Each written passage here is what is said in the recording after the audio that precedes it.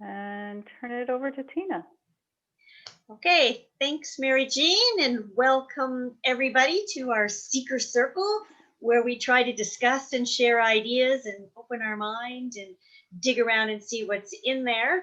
So this is always fun, and for those who haven't been here, the process is I put out some thoughts and ideas about what their topic. Our topic tonight is freedom, spirituality. And I just, spend about 10 minutes laying out the cool ideas that we're going to talk about.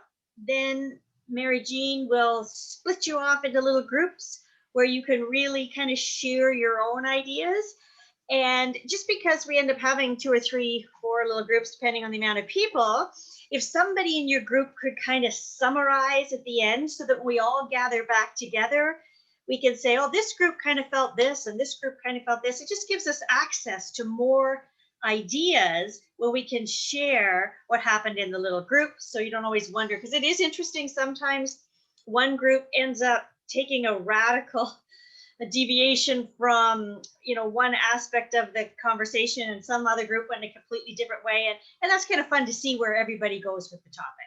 So feel free to just openly discuss whatever is kind of true for you, because that's the idea, that practice of sharing our truth. For some people it's a little difficult, so this is a great opportunity. Okay, so I'm just going to share my screen so we have some pictures.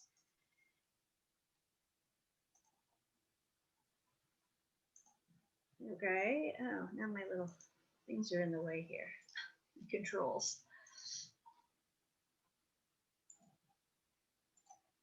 There we go. Little Zoom controls out of the way. Okay, so tonight, Seeker Circle, where we discuss all things spiritual. And tonight we are discussing freedom, spirituality. All right, and so for me, this is the freedom to follow your heart and soul, adhering to no one's faith or belief statements, and the freedom to question all the ideas that you were taught to believe. All right, so I'm just going to throw out some kind of concepts around this for you to think about. And one of the big ones is, how do you know that what you believe is true? Your family has always believed this, or your religion or your cultural traditions have always believed this, and they serve it up to us from a young age, and we assume it to be true, and we live our whole life based on that. And so have you ever got to the place where you question, is any of this that I was taught to believe, that I have believed my whole life, how do I know it's true?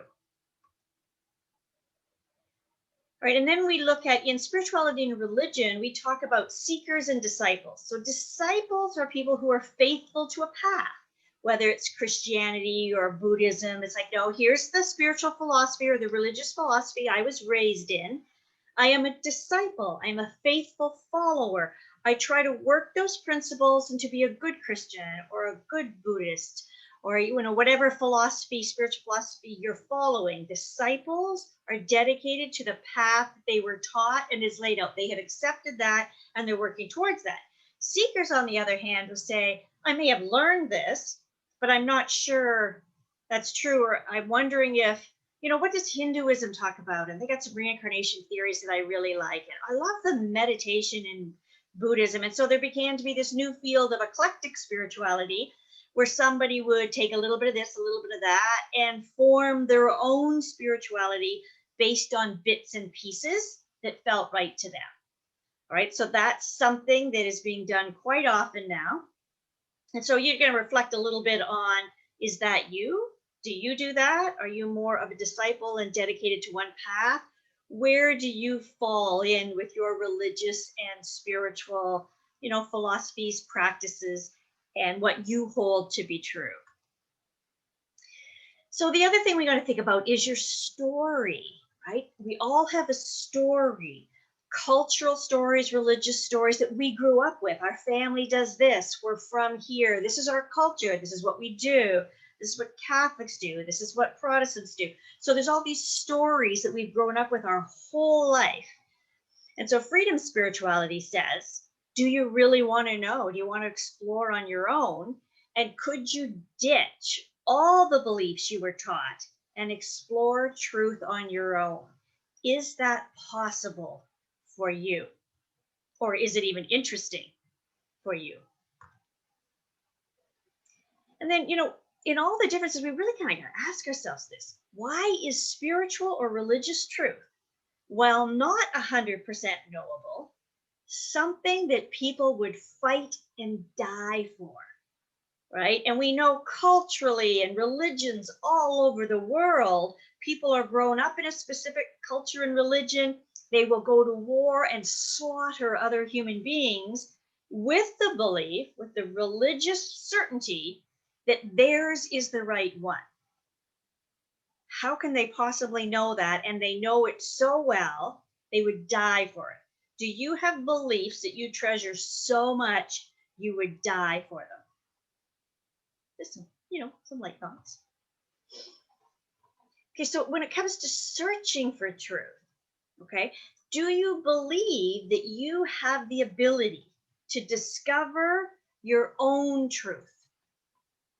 Or you need to listen to others and rely on books and experts and authorities to tell you what to believe because they somehow know, but you don't feel like you could access that yourself. Okay, so you want to kind of reflect on your relationship with truth, and do you trust yourself to find it on your own?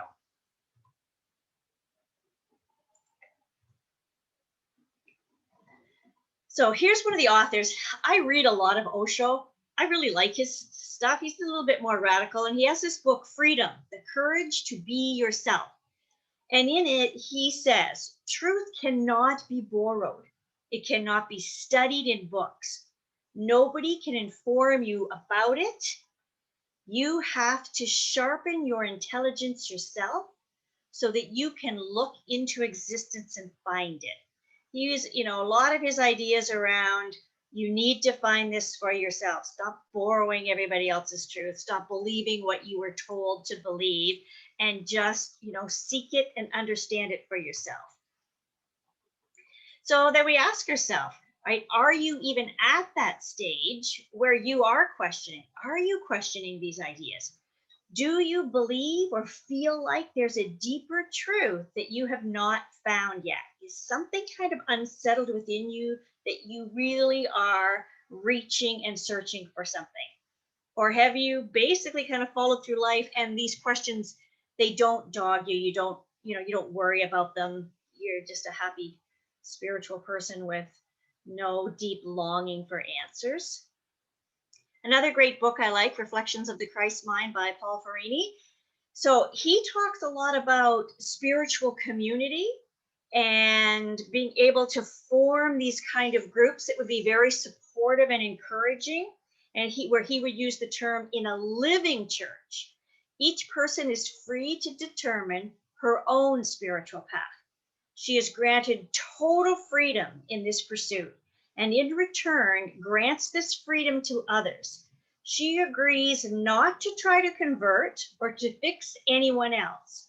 She asks for unconditional acceptance and support for her journey and gives the same to others in return. And he also talks about real love does not seek to bind, control, or enslave, but to liberate, to empower, to set others free to find their own truth.